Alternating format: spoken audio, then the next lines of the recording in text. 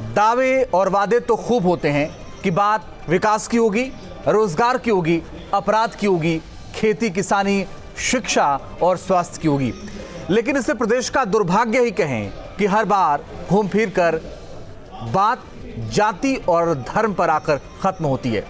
UP में जैसे जैसे चुनाव करीब आ रहा है, सियासत जोर पकड़ने लगी है और जोर पकड़ रहा है जाति का मुद्दा। नया घमासान मचा हुआ यूपी में जाति को लेकर हुए एक टेलीफोनिक सर्वे पर। सबसे बड़ा मुद्दा में हम इसी सर्वे पर चर्चा करेंगे, जानने की कोशिश करेंगे कि सर्वे में उठाए गए मुद्दे की हकीकत क्या है और कोशिश करेंगे कि सियासी दल वोटर को जाति के खांचे में रखने से बाज आएं। लेकिन आज दिन भर क्या चलता रहा, एक रिपोर्ट पहले आपको दिखाते हैं।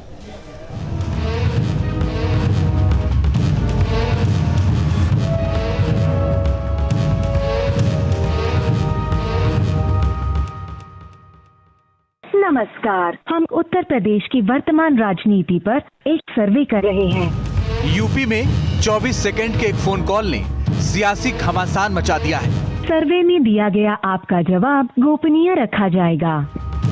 इस कॉल पर सवाल पूछा जा रहा है, क्या उत्तर प्रदेश सरकार सिर्फ ठाकुरों के लिए काम कर रही है? कई लोग अब कहने लगे हैं कि योगी जी केवल और केवल ठाकुर समाज के लिए काम कर रहे हैं।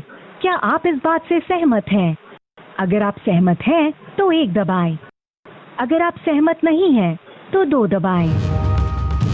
जाहिर है इस टेलीफोनिक सर्वे से संग्राम छिड़ना तय था। फौरन लखनऊ के हजरतगंज में मामला दर्ज कराया गया। लखनऊ में फोन पर जातिगत सर्वे कराने को लेकर हड़कंप मचा हुआ है। मामला सामने आने के बाद लखनऊ के हजरतगंज थाने में मामला दर्ज कर लिया गया है। जिस नंबर से लोगों के पास फोन आ रहा था वो नंबर राजस्थान के कोटा का बताया जा रहा है। अभी इस बात की जांच की जा रही थी कि सर्वे के पीछे कौन है। दिल्ली की सत्ता पर काबिज आम आदमी पार्टी के नेता संजय सिंह ने ऐलान किया कि सर्वे उन्होंने करा है और सर्वे कराना कोई अपराध नहीं है। हमने क्या पूछा? सहमत हो तो 1 दबाओ, सहमत नहीं हो तो 2 दबाओ। तो ये क्यों योगी जी को पहले से ही लग गया? विचलित होने लगे, FIR करा दी। 63% लोगों ने हमारी राय पर सहमति जताई है। राधा मोहन दास अग्रवाल और देवमणि दुबे की राय पर सहमति जताई है। 28% लोग ऐसे भी हैं जो मानते हैं कि नहीं, ठाकुरों की सरकार नहीं चल रही। 9% लोगों ने जवाब नहीं दिया। 63% लोगों ने कहा ठाकुरों की सरकार चल रही। बीजेपी ने इस सर्वे को जाति की राजनीति करार दिया और कहा कि प्रदेश की जनता इसे 3 चुनाव में नकार चुकी है। उत्तर प्रदेश की जनता ने 2014 में, 2017 में, 2019 में जाति और धर्म की राजनीति को ठुकरा दिया है, विकास की नीति को अपनाया है। इसका जवाब देते हुए संजय सिंह ने कहा, जो सर्वे किया जा रहा है, बीजेपी के कई विधायक वही आरोप अपनी ही सरकार पर लगा रहे हैं। उत्तर प्रदेश की सरकार के ऊपर उनका खुद का विधायक, गोरखपुर से जो 4-5 बार के विधायक है राधा मोहन दास अग्रवाल जी, वो कह रहे हैं उत्तर प्रदेश में ठाकुरों की सरकार चल रही है। देवमणि द्विवेदी जो बीजेपी के विधायक हैं, ये तो आम आदमी पार्टी के नहीं है, वो कह रहे हैं ब्राह्मणों पे अत्याचार हो रहा है, कितने लाइसेंस बने, कितनी हत्याएं हुई, बताओ, जवाब दो। और हमने उसको लेकर अगर एक सर्वे करा लिया तो हाय तौबा मचाए हुए हैं। हमें नैतिकता सिखा रहे हैं भाजपाई। जो लोग भगवान बजरंगबली की जाति बताते हैं वो हमको नैतिकता सिखाएंगे। सर्वे पर मचे घमासान के बीच समाजवादी पार्टी ने भी बीजेपी के खिलाफ मोर्चा खोल दिया है। इसके अंदर में जाति धर्म की राजनीति कौन करता है, ये किसी से छुपा हुआ नहीं है। इसलिए मैं भारतीय जनता पार्टी से कहना चाहता हूं कि आपके पास 1-1.5 साल बचा है, कुछ तो काम कर लो जनता को। 22 में तो वैसे ही बाईसाइकिल आ जाएगी। तो बीजेपी ने दावा किया कि अगले चुनाव में एक बार फिर जाति धर्म की राजनीति कर रहे विपक्षी दलों को जनता सबक सिखाने वाली है।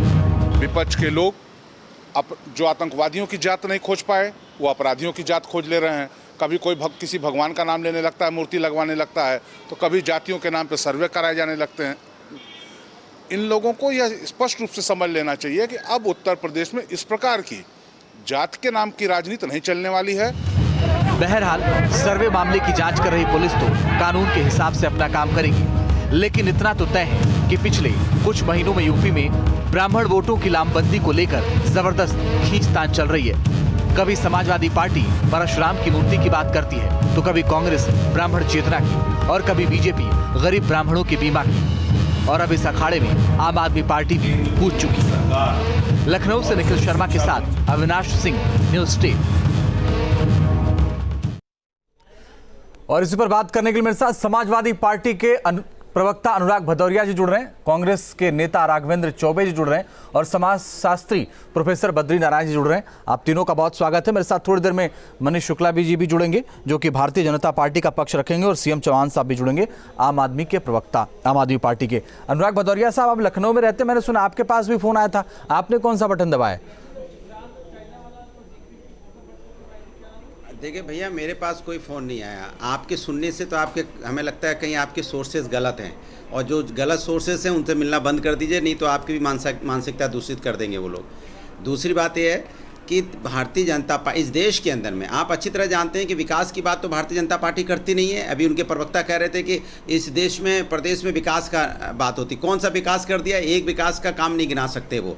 अभी भी 3.5 साल में जो भारतीय जनता पार्टी है, हमारे ही जो समाजवादी के किए हुए कामों का फीता अभी तक लिए कैंची घूमते हुए काट रहे हैं। अगर जाति धर्म की कोई राजनीति करता है तो पूरा देश जानता है कौन पार्टी है जो जाति धर्म की राजनीति करती है। विकास के एजेंडे उनके तो एजेंडे में ही नहीं होता विकास। अगर विकास का एजेंडा होता है कि जिस तरह के उन्होंने वादे किए थे जनता के साथ, क्या वादे थे उनके, आपको अच्छी तरह याद होगा। भारतीय जनता पार्टी ने क्या वादे किए थे, केंद्र में क्या वादे किए थे, और जब यहाँ पे आए थे सत्ता स्टेट में तो क्या वादे किए थे, हम आएंगे तो यहाँ पे 10 विश्व स्तरीय यूनिवर्सिटीज बनाएंगे, 6 एम्स बनाएंगे, 70 लाख लोगों का रोजगार का प्रबंध होगा, यहाँ पे कानून व्यवस्था ऐसी होगी कि रामराज आ जाएगा। आप देखिए, यहाँ एक यूनिवर्सिटी नहीं बनी, एक एम्स नहीं बना, एक हॉस्पिटल की छोटे से नर्सिंग होम की भी ईंट नहीं रख पाए, एक प्राइमरी स्कूल तक नहीं बना पाए। और जहां तक कानून व्यवस्था, चोरी डकैती अपराध, लूट मार बलात्कार पूरे उत्तर प्रदेश में चरम सीमा पे है। अपराध इनके कंट्रोल से बाहर है, लेकिन इनको वही जाति धर्म की राजनीति करनी है। चूंकि चश्मा जाति धर्म का लगाते हैं तो हर राजनीति उनको जाति धर्म की नजर आती है। मैं इनसे पूछना चाहता हूं कि आप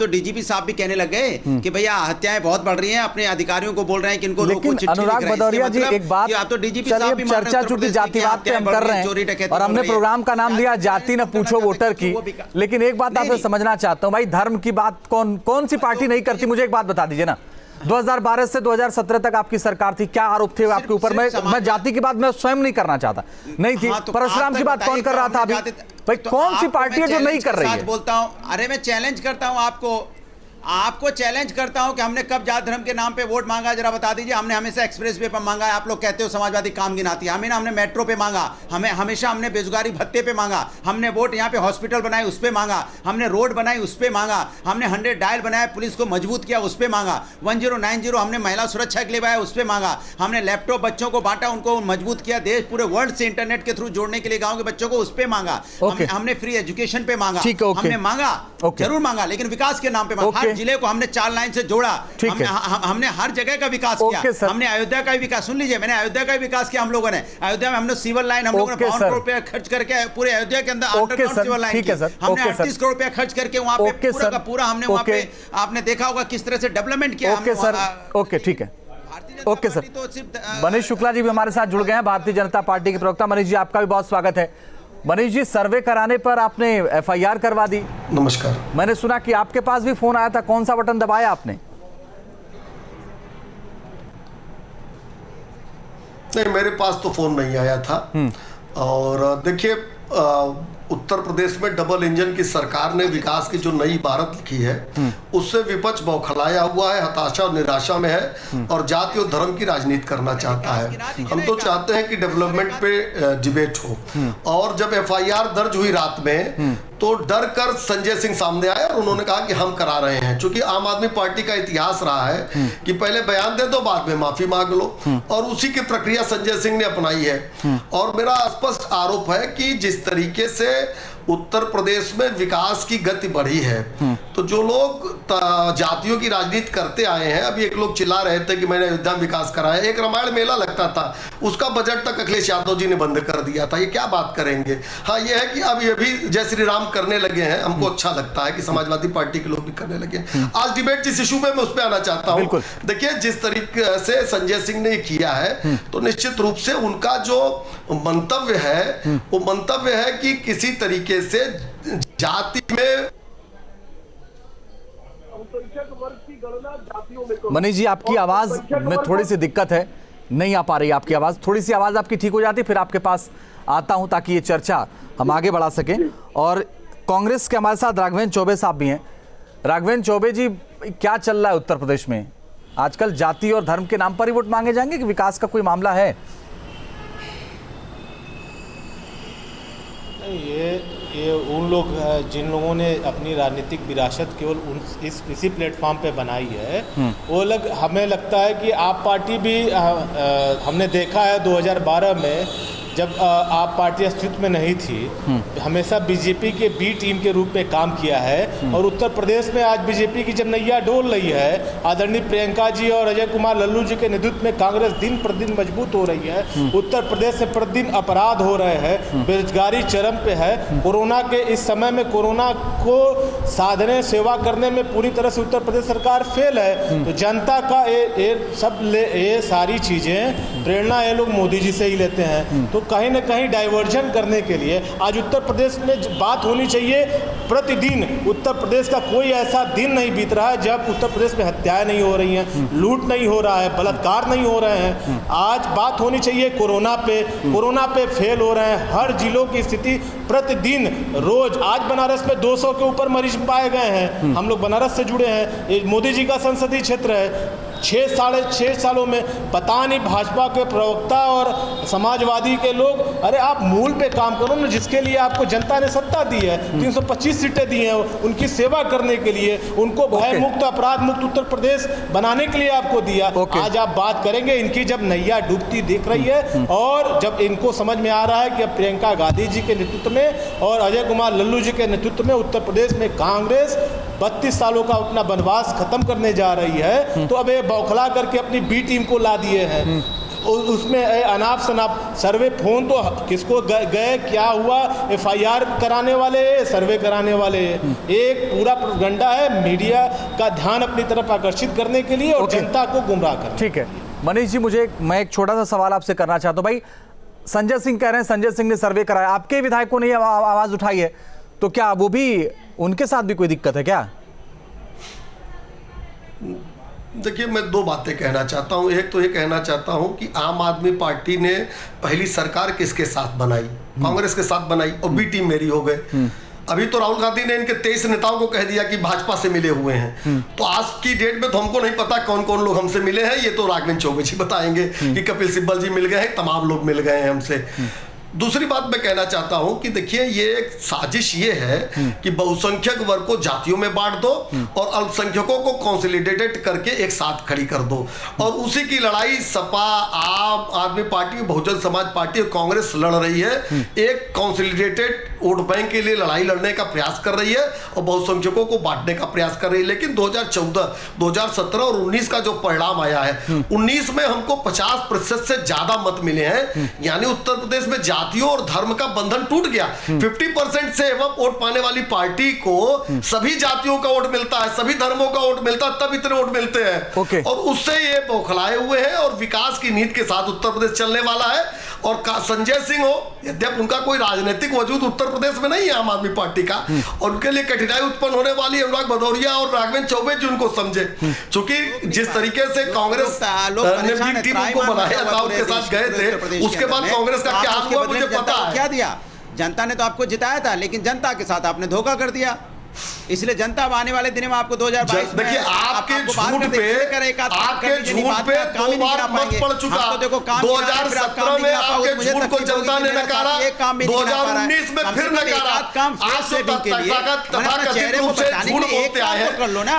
अभी आप कह रहे थे हमने अयोध्या में ये किया वो किया, रामायण मेले को तो आपने बंद करा दिया था। तो होगा ना, एक झूठ नहीं चलने वाला है। 1.5 साल में सरकार जाने वाली है आपकी, क्योंकि जनता आपसे परेशान हो रही है। जनता ने मन बना लिया है, तभी आप तभी आप रोज एक फूका लेके आते हैं, तभी तरह तरह की बातें करते हैं। मैं आपसे चैलेंज में रोजगार के बारे में जनता ने आपको भाग जाते हैं। मैं महंगाई के बारे में बात करता हूँ तो भाग जाते हैं। हम झूठ से नहीं चलेगा, बात करता है तो आप भाग जाते हैं। बोलना पड़ेगा, संक्रमण तेजी से बढ़ रहा है, हॉस्पिटल में व्यवस्थाएं नहीं है, वहाँ पे आपने जो जात धर्म की राजनीति की है जैसा व्यवहार हो रहा है, आप भाग जाते हैं। आप किसान यहाँ पे परेशान है, किसान की इनकम बढ़ाने की बात की। अरे राम गोविंद चौधरी जी लिख रहे हैं कि बहुत अच्छा व्यवहार हो रहा है। किस वर्ग के बारे में राम गोविंद जी गलत लिख रहे हैं क्या? के बारे में बोलो, मैं उसी वर्ग अजीत जी, ये तो अजीब हाल है। आपसे इनके नेता प्रतिपक्ष लिखते हैं कि मेरे साथ बहुत अच्छा व्यवहार हुआ, कुछ नहीं और किया। इनके प्रवक्ता आए बाएं साहब बैठ के आपके चैनल धन्ना पर सेठों के लिए आपने किया है, बड़े बड़े धन्ना सेठों के लिए बड़ा काम कर रहे हैं। राम गोविंद चौधरी जी झूठ बोल रहे हैं। तो बेचारा पैदल चलेगा, उसके लिए राम गोविंद चौधरी जी झूठ बोल रहे हैं।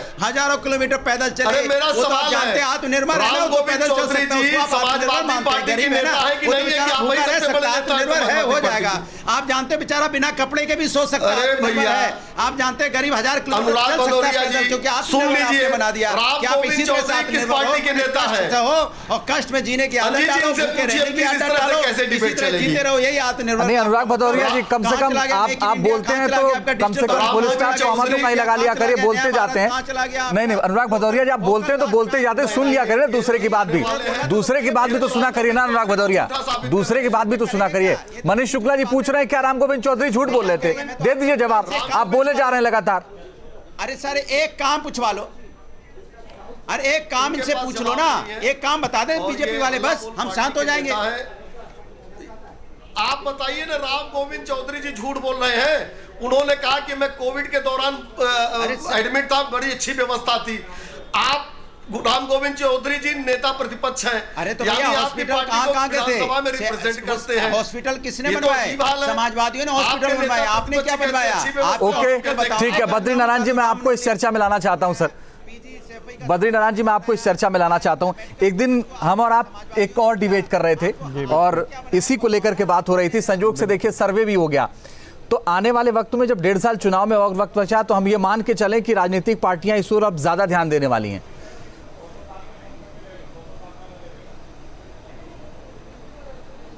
बिल्कुल, देखिए सर्वे गलत नहीं है, सर्वे तो होगा ही। सर्वे एक मेथड है राय को जानने का, लेकिन सवाल है कि प्रश्न उस सर्वे में क्या पूछा जाता है। प्रश्न पूछने से उसका कैरेक्टर तय होता है। तो अगर आपने प्रश्न ही पूछ लिया कि क्या वो जातिवादी है, तो हाँ या किसी खास जाति के पक्ष में काम कर रही है, तो जो हाँ कहेगा वो आपके परसेप्शन के साथ है, जो ना कहेगा वो निगेट करके भी आपके परसेप्शन को मजबूत कर रहा है। यानी एक तरह से दोनों हाथ में लड्डू। तो एक इस तरह के सवालों से कास्ट कॉन्शियसनेस का बढ़ती जाती है और उस दल पे ये आरोप पुख्ता तरह से पब्लिक परसेप्शन में बैठता जाता है। तो इस तरह के सर्वेज एक तरह से पॉपुलर कम्युनिकेशन के माध्यम भी है, पॉपुलर प्रचार जिसको कहते हैं ना, एक परसेप्शन का प्रचार आप इस तरह के सर्वे से करते हैं, कर सकते हैं। और उससे फिर हट तो घटा तो होगा ही बीजेपी का, कि अगर उनका मुख्यमंत्री जो बहुत सारी जाति धर्मों को रिप्रेजेंट करने की बीजेपी बात करती है, और वो अगर एक जाति के नाम से उसको जोड़ दिया जाए तो वैसे ही लॉस होगा उसका। तो इस तरह के जो सर्वेज हैं ये बहुत सटल पॉलिटिक्स का हिस्सा होते हैं कई बार, लेकिन कई बार वो सोशल रियलिटी को समझने में मददगार होते हैं। ये भी सही है कि उससे ही पता चलेगा कि आप पर आरोप क्या है, लोग आपसे क्यों नाराज हो रहे हैं, क्यों नाखुश हो रहे हैं। तो इसको निगेट भी आप नहीं कर सकते। ये एक तरह से ऐसी शेर की सवारी है जिसको अगर आपने ठीक से नहीं सवारी किया तो आप ही को खा जाएगा। तो ये कई बार ये बहुत ही ट्रिकी मामला होता है, इस तरह के सर्वेज से पॉलिटिक्स को करना, और खासकर परसेप्शन की पॉलिटिक्स को करना। एक तरह की परसेप्शन की पॉलिटिक्स है जिसको शायद वो आम आदमी पार्टी करे चाहे कोई भी करे, वो कर सकती है या करेगी। ओके सर, ओके जी। मनीष शुक्ला जी, ऐसी चीजें होंगी भविष्य में, इस तरह की और पॉलिटिक्स जो परसेप्शन की पॉलिटिक्स। देखिए ये पूरा दौर, मैं एक बात करके खत्म करता हूँ, जी, पूरा दौर नए नए तरह से परसेप्शन बनाने का दौर है, इन्वेंटिंग करने, नए नए तरीकों की खोज। ये भी एक तरीका है जिसको खोजा गया है। ओके अनुराग जी बोलिए। जी देखिए मैंने आपको पहले ही बता दिया, अब भारतीय जनता पार्टी को इस बात का पूरी तरह एहसास हो गया है, इनकी टीम को, इनकी 11 सदस्यीय टीम और पता नहीं कितनी सदस्य टीम, इनकी कोर टीम को पता चल गया अब इनकी सरकार जाने वाली है, क्योंकि इन्होंने 3.5 साल में सिर्फ और सिर्फ जनता के साथ अन्याय किया है। या तो फर्जी मुकदमे समाजवादियों पर लगाती रहती है या समाजवादियों को जेल भेजती रहती है। ये वो सरकार है जो तानाशाही चलाना चाहती है। अगर हम कोई आवाज़ जनता की लेके जाते हैं तो लाठियाँ ऐसे बरसाते हैं जैसे लगता है अंग्रेजों की सरकार चल रही हो। हम कोई बाहर से आए हैं, दे लाठी सर फोड़ के उस पे एफआईआर करके जेल भेज देते हैं। मैं इनसे पूछना चाहता हूं क्या इंसानियत कहीं खत्म हो गई क्या इस देश के अंदर? लेकिन भूल गए कि न्यायपालिका जिंदा है, न्यायपालिका को इस देश पे पूरा यकीन है, लेकिन इन्होंने विकास के नाम की, देखिए इनको चुप शांत करेंगे तो जवाब आ जाएगा। ठीक है, अब अनुराग जी आपने सवाल पूछा, आप सुन लीजिए ना। बोलते रहने वाले व्यक्ति है, सुनने वाले नहीं है। देखिए आज जब कोरोना काल है, उसमें अखिलेश जी अपने महल में बैठ के अपने कार्यकर्ताओं को कुछ विद्यार्थियों का जिन्होंने साल भर जेईई और एनईटी की तैयारी की है, उसको भविष्य को खराब करने के लिए जो एंटी नहीं लिख पाते, जो आंटी लिखते हैं एंटी को, उनको अखिलेश यादव जी मैदान में उतार देते हैं। 3 नुकसान कर रहे हैं। जो जिन लड़कों ने साल भर पढ़ाई की है उनके क्षेत्र का नुकसान कराना चाहते हैं, अपने कार्यकर्ताओं को कोरोना की आग में डालना चाहते हैं, और अपने महलों में बैठे हैं समाजवादी पार्टी के लोग जो समाजवादी बनते तो ताकत सरकार में चल रहा है। तो ये हम कैसे देख सकते हैं कि इस काल में बिना कोरोना के प्रोटोकॉल का पालन किए छात्रों के भविष्य को खराब करने के लिए महलों में बैठे अखिलेश यादव अपने कार्यकर्ताओं को सड़क पर बीमारी के बीच भेजने का प्रयास कर रहे हैं। जनता के बारे में कब सोचोगे? आपको पता है, देखिए ये तो सुनने को तैयार नहीं है जी। इनको जब समय मिला था तो इनको 4-5 जिले के कुछ एक जात विशेष के लोग नजर आते थे, एक परिवार के लोग नजर आते थे। आज जब काम हो रहा है तो कह रहे जनता का काम कब करोगे? भैया हम लोग जनता का काम करेंगे, लेकिन ये जो फर्स्ट परिवार है समाजवादी पार्टी का, उसके हम लोग उसका काम करने के लिए नहीं आए हैं। हम आम जनता की समाज के अंतिम छोर पर खड़े व्यक्ति का काम करने के लिए आए हैं अनुराग जी। हम समाजवादी पार्टी के जो फर्स्ट फैमिली है, जो मुंह में चांदी का चम्मच लेके पैदा हुई थी, ओके ठीक है अनुराग जी और मनीष जी, देखिए चर्चा दूसरी तरफ चली जाएगी, इसलिए हम थोड़ा सा मुद्दे पर आए। मनीष शुक्ला जी, एक सवाल बहुत अहम है, आपने अभी जिक्र किया। Manish ji 1 minute sir. मनीष जी, एक सवाल बहुत अहम है। अभी आपने कहा कि जनता ने हमें वोट दिया, जाति और धर्म को नकार दिया। तो जाति और धर्म को नकार के जनता ने आपको वोट दिया, और क्या आपने एक विशेष जाति को अपना लिया? यह हम नहीं कह रहे, आप ही के विधायक कह रहे हैं। देखिए विधायक का जो मामला था उसके बाद उनकी मुख्यमंत्री जी से वार्ता हुई, उनका जो विषय था वो समाप्त हुआ। देखिए हमारी पार्टी का जो मूल चरित्र है सबका साथ, सबका विकास, सबका विश्वास, उसके आधार पे हम काम कर रहे हैं। हमको जनता उसी आधार पे 50% ज्यादा वोट दे रही है। आप एक चीज अंजी जी बताइए, हमारी एक योजना बताइए जो किसी जाति या धर्म के लिए आई हो। अखिलेश यादव जी ले आए थे, हमारी बेटी उसका कल एक धर्म के लिए लेकर आए थे। आप बताइए, आपको याद होगा अंजी जी, चल जाएगा कि आपके विधायक मेरी बेटी उसका कल एक धर्म के लिए ले आने वाली सरकार किसकी थी? अखिलेश यादव की थी। सिपाही घोटाला करके एक जाति विशेष के लोगों को भरने वाली सरकार किसकी थी? अखिलेश यादव की थी। लोक सेवा आयोग में 49 में से 40 एसडीएम बनाने वाली एक जात की सरकार किसकी थी? अखिलेश यादव की सरकार थी। हमारे यहाँ अगर एक योजना में बता दीजिए किसी जात या धर्म के लिए आई हो, एक भी नियुक्ति में आप बता दीजिए, तो देखिए मूल चरित्र समाजवादी पार्टी का जाति है या उसके बाद परिवार है। हमारा मूल चरित्र सबका साथ, सबका विकास, सबका विश्वास है। ओके राघवेंद्र जी, आपके एक नेता कह रहे थे कि ब्राह्मण वोट तो हमारा बहुत परंपरागत वोट है, तो आप भी तो जाति और धर्म को बांटने का काम कर रहे हैं। नहीं, हम आप देख लीजिए, जब से प्रियंका जी उत्तर प्रदेश में एक्टिव हुई हैं, हम लगातार हर वर्ग में जा रहे हैं। किसी कहीं भी कोई भी मुद्दा आप देखिए, औरैया में ब्राह्मण की हत्या हुई, हमारे नेता पहुंचे। डॉक्टर कफील का आंदोलन कांग्रेस के अल्पसंख्यक डिपार्टमेंट ने चलाया। प्रियंका जी ने, राहुल जी ने, अजय कुमार लल्लू जी ने लगातार उस पर ट्वीट करके और सब तरह से उनके परिवार वालों से मिलकर उनको संपर्क पता किया। कहीं भी आजमगढ़ में मुस्लिम वहाँ पे हुआ, आजमगढ़ में अखिलेश जी आज तक नहीं जा पाए, प्रियंका जी वहाँ गई, वहाँ के पीड़िता लोगों से मिली और वहाँ पे उचित कार्रवाई भी करवाई। ठीक है, लगातार हर कहीं आजमगढ़ में भी दलित की हत्या हुई, वहाँ पे हमारे कांग्रेस के लोग गए। और नहीं, मेरी बात पूरी हो जाने दीजिए। आप देखिए लगातार कांग्रेस के लोगों को, हमारे प्रदेश अध्यक्ष जी को, कांग्रेस के लोगों को रोका जा रहा है कि हम पीड़ित की आवाज न बन पाए, क्योंकि अब सबको लग रहा है कि अब सबकी दुकान दौरी बंद होने का समय आ गया है। कांग्रेस पुनः उत्तर प्रदेश से बहुत मजबूती से प्रियंका जी और अजय लल्लू जी के अगुवाई में मजबूती से। ओके सर, आपका भाषण हो गया हो। हमने आपसे जो सवाल पूछा था उसका जवाब आपने नहीं दिया, आप अपना भाषण दे रहे हैं। बद्रीनारायण जी, आपसे मैं समझना चाहता हूं सर कि जैसे जैसे चुनाव करीब आएगा, क्या पार्टियों को ऐसा क्यों लगता है कि जाति आधारित ही चुनाव होना चाहिए या जाति आधारित ही वोट मांगना चाहिए? विकास के नाम पर वोट क्यों नहीं मांगे जाते सर?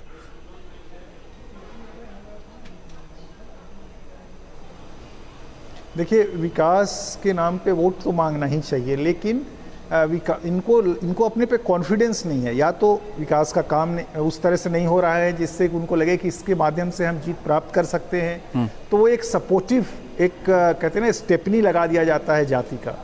तो बड़ा नारा तो विकास का होता है, लेकिन बड़े नारे के साथ स्टेपनी के रूप में जातियाँ लगा दी जाती हैं और फिर उन जातियों के ही समुच्चय की राजनीति होती है। तो डेमोक्रेसी, मैं कहता हूं कि डेमोक्रेसी ने हमारे समाज को लगातार कास्ट में, यानी डेमोक्रेसी ने नहीं, डेमोक्रेटिक इलेक्टोरल मूवमेंट ने कास्टिज्म को, ये पॉलिटिकल पार्टी कह ले, डेमोक्रेटिक शब्द भी हटा दें वहां से, पॉलिटिकल पार्टीज ने जाति में समाज को बांटने का काम तो किया ही है, जातिवाद बढ़ा ही है चुनावों से। आप देख लीजिए, आजादी के बाद से ही देख लीजिए, 50 के बाद अभी देखिए चुनाव में और क्या क्या होता था। बद्रीनाथ जी, आपको मैं रोकना नहीं चाह रहा था, लेकिन सब माफी के साथ सर वक्त इतना ही था। बहुत बहुत शुक्रिया आप सबका हमारे साथ इस चर्चा में जुड़ने के लिए और शामिल होने के लिए। सबसे बड़ा मुद्दा में फिलहाल के लिए बस इतना।